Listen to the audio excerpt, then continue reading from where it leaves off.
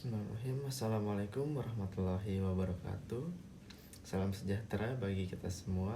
Perkenalkan, nama saya M. Bayu Aditama Sujana dari Prodi Teknik Mesin Fakultas Teknik Universitas Muhammadiyah Tasikmalaya. Dalam video ini, saya akan mereview jurnal untuk memenuhi tugas mata kuliah Al-Islam dan Kemuhammadiyahan 2 dengan judul jurnal Muhammadiyah dalam Penyebaran Islam. Penulis jurnal ini adalah Bapak Moh Anis, penerbit Mimbar, Jurnal Media Intelektual Muslim dan Bimbingan Rohani, volume 5, nomor 2, tahun 2019. Kemudian langsung saja ke pembahasannya, di mana saya mereview jurnal ini yang akan saya paparkan berikut. Latar belakang berdirinya Muhammadiyah. Muhammadiyah adalah gerakan modernis Islam yang paling berpengaruh di Indonesia. Gerakannya didasari pada sumber pokok ajaran Islam, yaitu Al-Quran dan As-Sunnah. Sekalipun tidak anti mazhab, namun Muhammadiyah tidak mengikatkan dirinya pada suatu mazhab. Dalam memahami dan melaksanakan ajaran Islam, Muhammadiyah mengembangkan semangat tajdidan, ijtihad, serta menjauhi taklid dalam menghadapi perbedaan-perbedaan yang sering ditemukan dalam melaksanakan ajaran Islam. Kemudian Muhammadiyah mengembangkan sikap toleransi dan tidak memperlihatkan keberpihakan pada suatu golongan.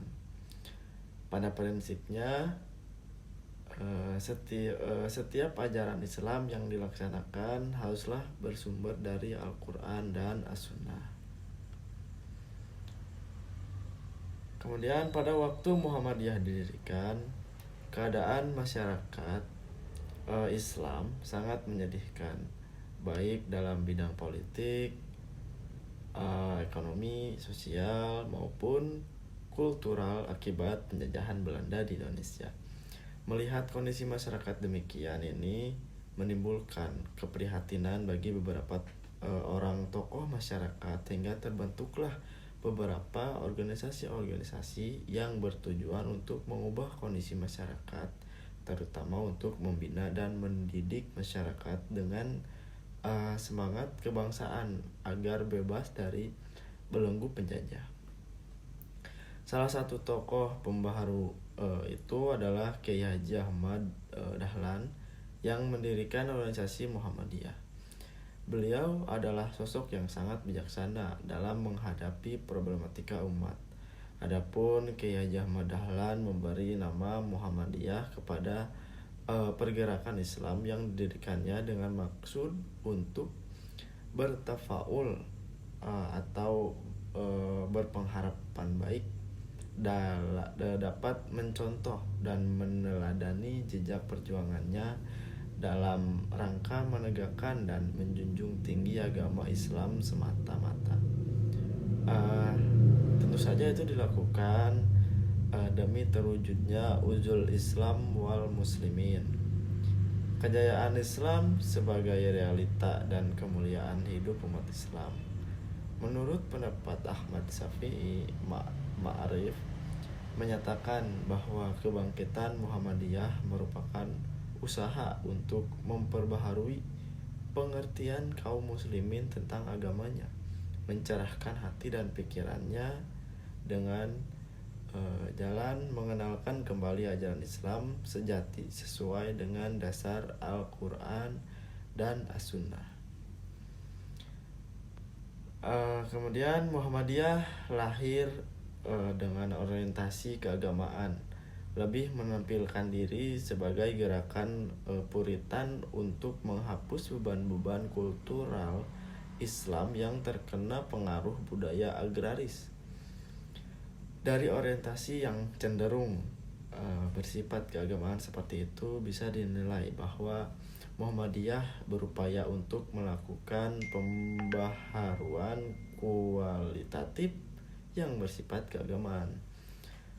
dengan semangat kembali kepada Al-Quran dan hadis, Muhammadiyah berupaya keras untuk memurnikan agama dan menghilangkan pengaruh-pengaruh kultural dan simbol-simbol yang tidak relevan dengan Islam agar dapat dinamis eh, dan suasana sosial dan kultural yang baru. Adapun faktor-faktor yang melatar belakangi berdirinya Muhammadiyah sebagai garis besar, yaitu faktor yang pertama itu ada dua faktor. Yang pertama itu faktor subjektif, dikatakan juga sebagai faktor utama dan faktor penentu berdirinya Muhammadiyah. Faktor yang dianggap sebagai faktor penentu ini adalah hasil pendalaman Kiai Haji Ahmad Dahlan terhadap Al-Quran, baik dalam gemar membaca maupun menelaah, membahas dan mengkaji kandungan isinya. Ayat-ayat Al-Quran ini ditelaah dengan sangat teliti, dipertanyakan asbabun nuzulnya serta apa yang harus dilakukan setelahnya. Salah satu ayat yang diperhatikan oleh Kiai Haji Ahmad Dahlan adalah surah Ali Imran surat ketiga ayat keempat, yang mana artinya, dan hendaklah ada di antara kamu segolongan umat yang menyeru kepada kebajikan, menyuruh kepada yang ma'ruf dan mencegah dari yang munkar. Merekalah orang-orang yang beruntung. Memahami seruan ayat tersebut, Kiai Haji Ahmad Dahlan tergerak hatinya untuk membangun sebuah perkumpulan, organisasi atau persyarikatan yang teratur dan rapi, yang tugasnya berkhidmat melaksanakan misi dakwah amar ma'ruf nahi munkar di tengah-tengah masyarakat luas. Kemudian faktor yang kedua itu adalah faktor objektif. Beberapa sebab yang bersifat objektif yang melatar belakangi berdirinya Muhammadiyah yang dikelompokkan dalam dua faktor, yakni faktor internal dan faktor eksternal.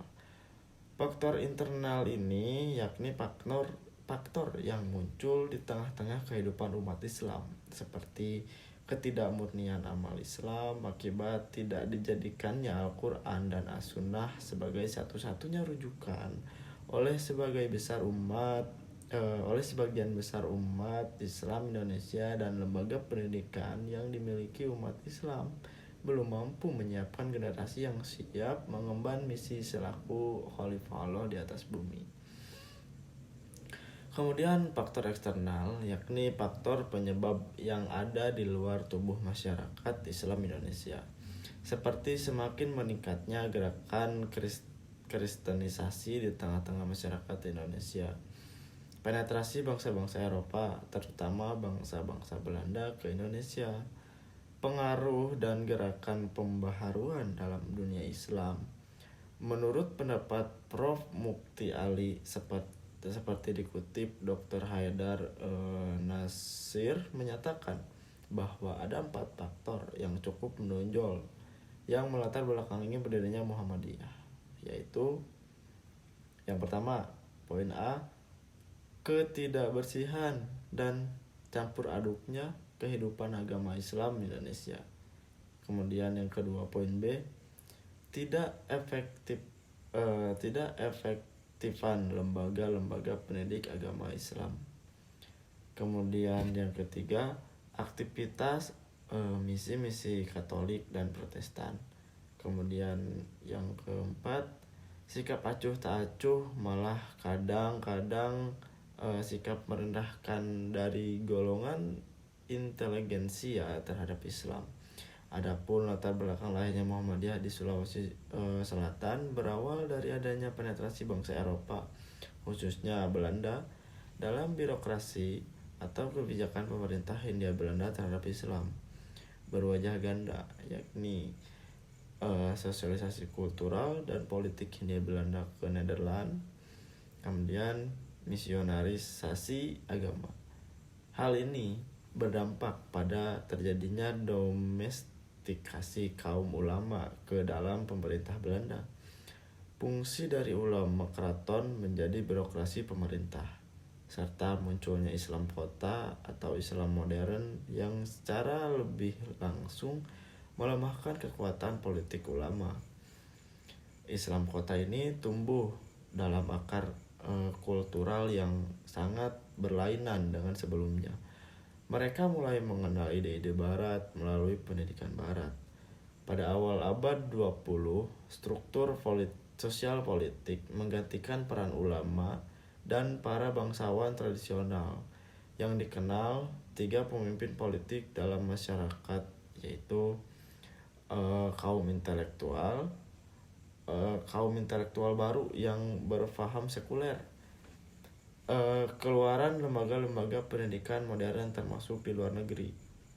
Kemudian golongan Islam modern yang lahir dari gerakan reformisme pemikiran Islam dan Islam tradisional yang tetap memegang tradisi sebagai reaksi terhadap pembaharuan Islam yang banyak mengecap pendidikan modern. Kemudian kelompok status quo yang dikosongkan oleh Belanda. Hal-hal inilah yang melatar belakangi berdirinya gerakan-gerakan Islam seperti Serikat Dagang Islam atau SDI pada tahun 1909. Kemudian ada Serikat Islam atau SI tahun 1911, kemudian Muhammadiyah tahun 1912 dan Nahdlatul Ulama atau NU pada tahun 1962. Mungkin sekian yang dapat saya sampaikan. Mohon maaf apabila ada salah kata atau kata-kata yang tidak berkenan di hati. Dicukupkan pemaparan tentang review jurnal sejarah latar belakang Muhammadiyah. Akhirul kalam, wabillahi taufiq wal hidayah. Wassalamualaikum warahmatullahi wabarakatuh.